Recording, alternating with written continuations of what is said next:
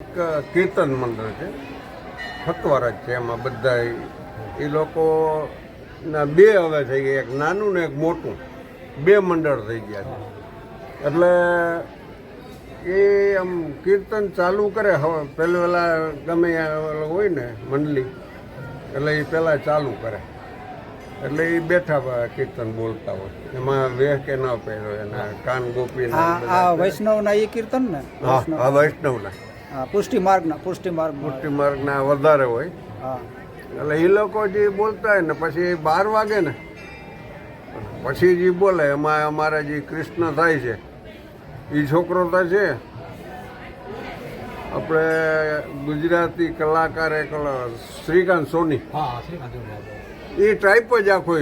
આનું થોડુંક બોડી વધારે છે પણ એને આમ જોવો પડે ને સાંભળવો પડે. શ્રીકાંત સોની ગુજરાતી પિક્ચરમાં કલાકાર હતો પહેલા, હવે તો અત્યારે સાધુ થઈ ગયા એમ કહેવાય છે, એમ ખબર નહીં અત્યારે ક્યાં હોય. હવે શ્રીકાંત સોની સાધુ, શ્રીકાંત સોની હવે મેં વચ્ચે એમ સાંભળ્યું હતું કે ઉપ થઈ ગયા, ઓફ થઈ ગયા. હા એટલે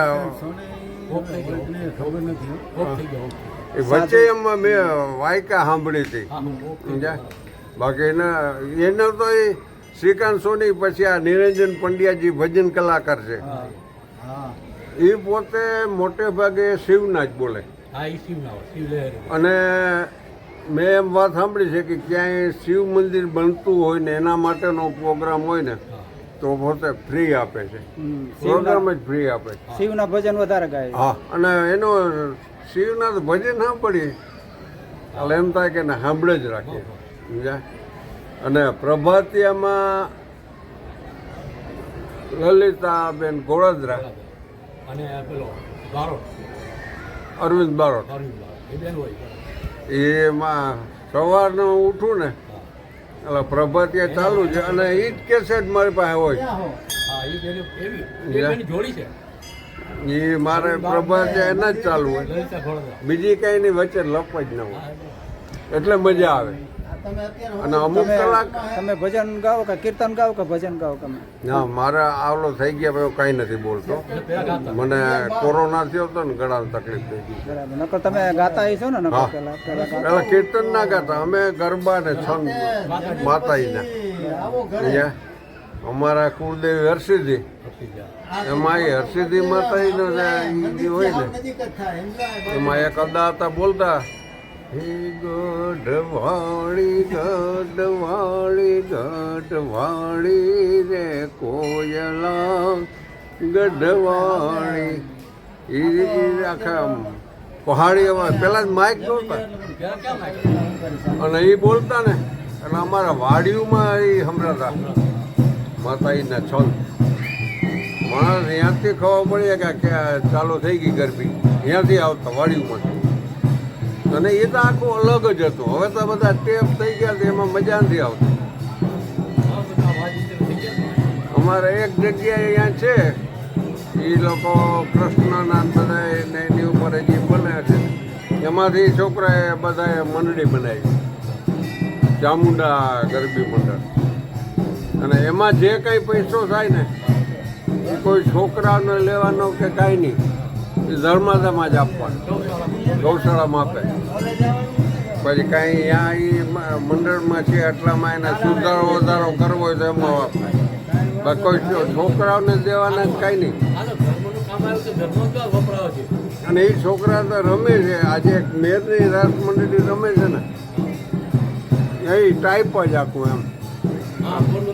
હા, પોરબંદર સીડા, રણાભાઈ સીડા.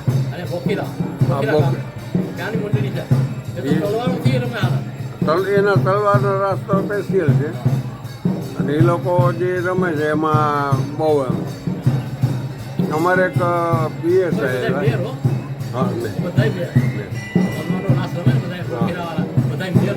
અમારે એક પીએસઆઈમાં મેડમ આવ્યા હતા, એને આવો સાંસ્કૃતિક કાર્યક્રમનો શોખ બહુ. એને આખા જિલ્લાના, તે જામનગર જિલ્લાનું ઓલો હતો, ડીએસપી ડીવાયએસપી બધાને એના આવ્યા હતા, એને હાજરી આપી હતી. અને એને જે કર્યું હતું એવું હજી સુધી નથી. એને જે ગોઠવણ કરી હતી બધાના ખાતાવાળાના બધાના ફોટા એવું બધું કે કોણ અધિકારી કયો છે એ બધું એનો લખેલું એવી રીતે એને બહુ સરસ બનાવ્યું હતું. અને એ મેડમને આ કીર્તન મંડળીનો શોખ છે, પોતે બોલે. હાલની તકે દ્વારકા છે મેડમ, પણ એના કીર્તન મંડળીનું તમે કહો એટલે 2 મિનિટમાં ઓલો કરીને પછી તમે કહો કે મેડમ અમારા દર્શન કરવા છે, અમે આમ આવીએ છીએ, તો પોતે દર્શન કરાવી દઈએ. એટલા ભાવ એને આમાં બહુ ભાવ છે કીર્તન મંડળમાં, એ લોકો બહુ સરસ છે. બાકી ભગવાનની ઈચ્છા.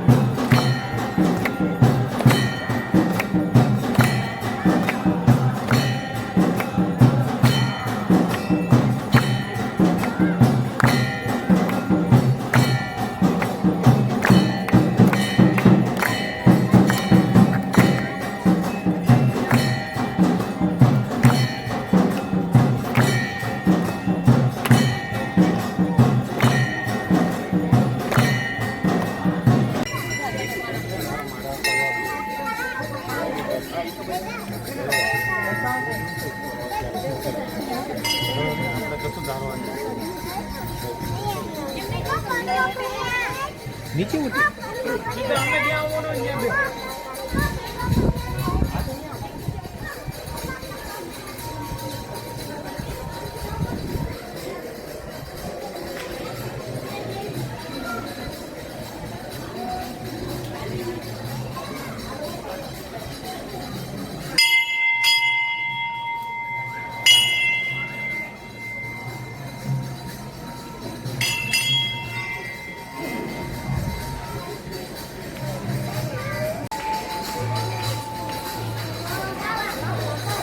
એ